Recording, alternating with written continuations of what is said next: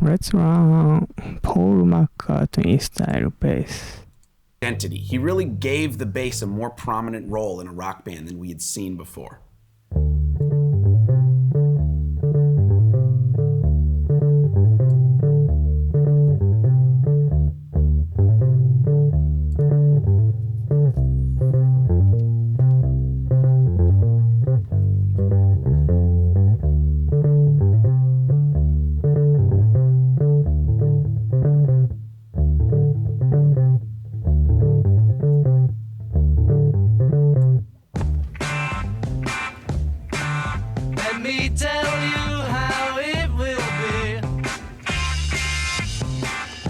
Taxman. This is one of the first songs that George Harrison had with the Beatles on record. Despite that, Paul's doing a lot of the heavy lifting, in addition to playing the bass. Interesting to note that the guitar solo in the song was actually recorded by Paul as well. One of my favorite things about this bass line is that you really get to hear where some of Paul's influences come from. He was super inspired by James Jamerson of the Funk Brothers, and you really hear it in that bridge figure.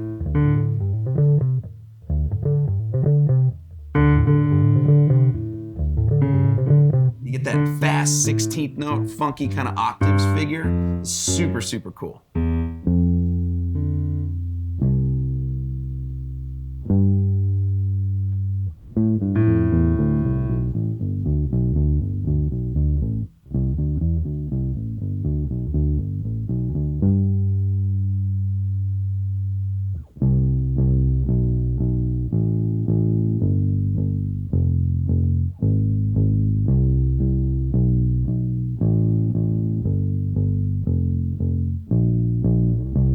And extra beats.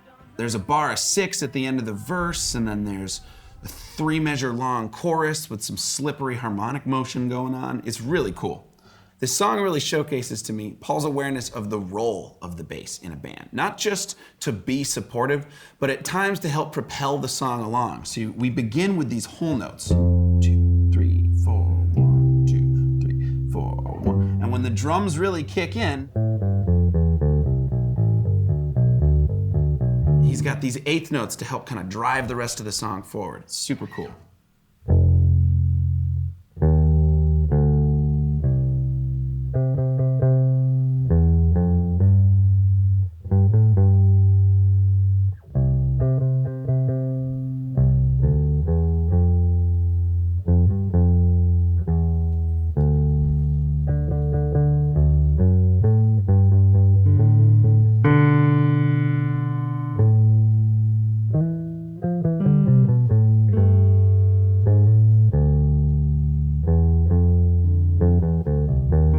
Of the rest of the song, particularly that figure we get when we go to the A minor.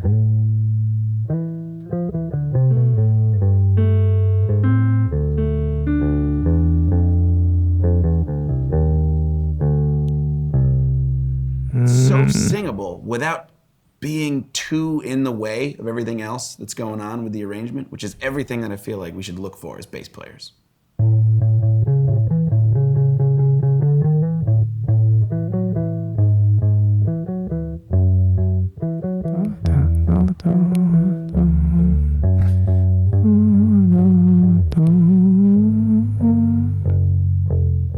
Now let's take a look at the bass line for Silly Love Songs, Paul's later band Wings, off the record Wings at the Speed of Sound.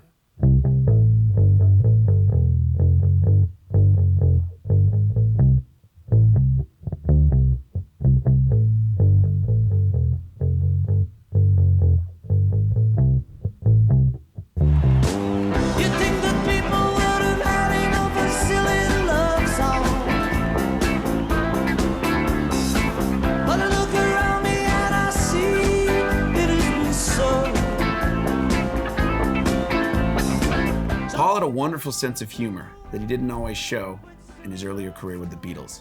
Later on with Wings, he really embraced it. And this bass line really feels like the song title, right? It's Silly Love Songs. It's a very silly bass line, but it's still funky. It's still fun. There's still some clever little turns that come on, right?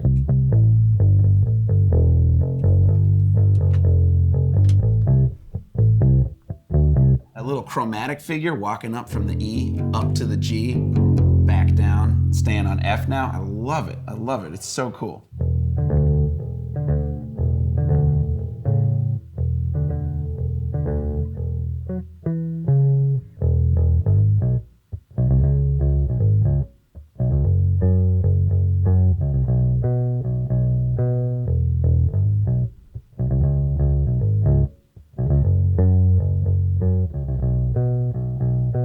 between a low E and then this double D, open D string with the 7th fret on the G string.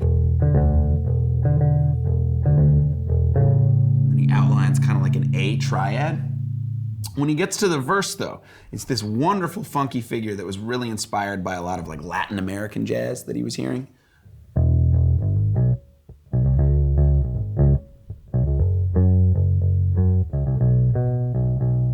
Finally, I want to take a look at the song Arrow Through Me off of the Wings record, Back to the Egg. Now, something of note is this bass line was played on a synth, but I've adopted it to the electric bass. So I'm using my fingers now, no pick.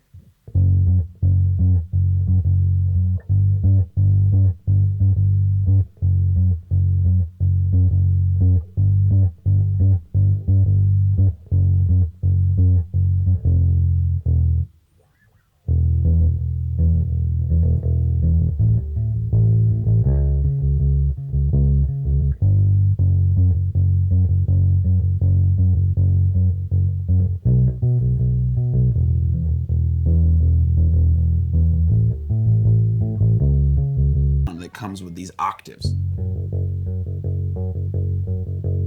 And he's drawn from a lot of that music. And there's some weird kind of phrases and turns that happen, right? You have a bar of 2 right before the verse, a bar of 2 in the middle of the verse, almost out of nowhere.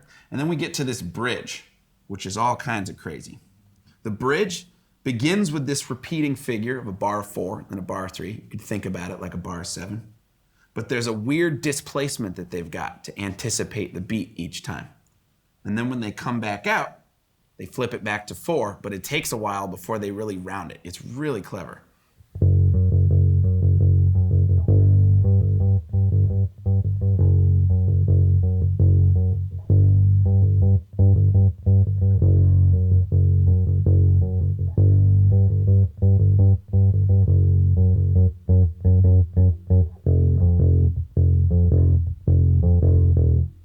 So that was a very brief look at some of my favorite bass lines across Paul McCartney's very, very, very long career.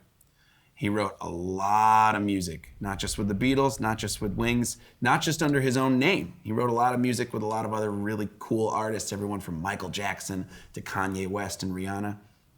So if you have any favorite Paul McCartney songs that we didn't get to, please let us know in the comments. This is Jake with Reverb. See you guys next time. That was nice. Great. Paul McCartney's bass lines. And let's listen to Penny Lane, the Beatles, and Paul McCartney's bass, isolated bass.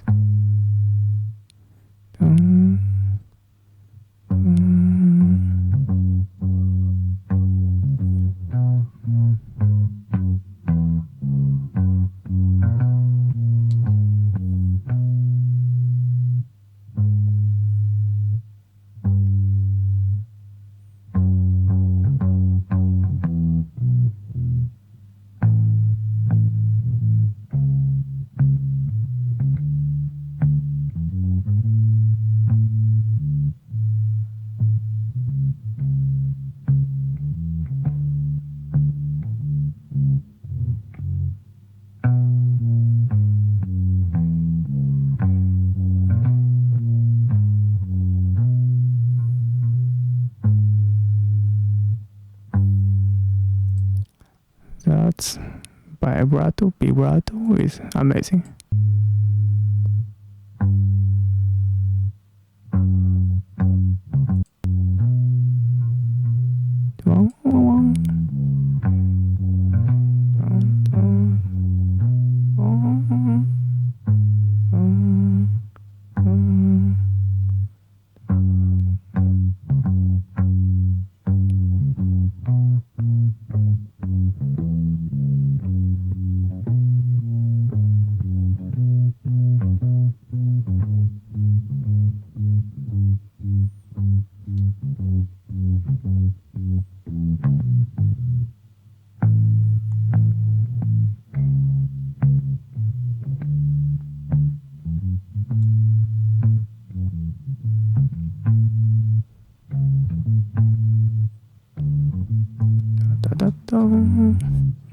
Very nice.